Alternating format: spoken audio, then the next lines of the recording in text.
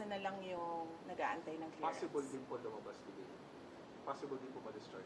Well, hopeful sila na merong ganon na mangyayari today. Pero I think meron ng assurance ang lawyers na mangyayari yon ang kanyang clearance and discharge today. So, nagpapasalamat. Kaya nagpadala na rin siya ng pagpapasalamat dito sa media, sa inyong lahat, sa pagbabantay, pagtulong at pagprotekta sa kanila. Sorry, NBI investigation, December 11. Pupunta po kayo.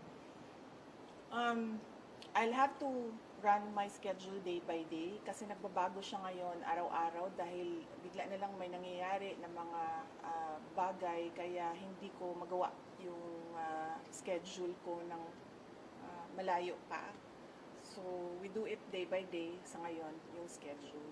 So, hindi ko pa masagot kung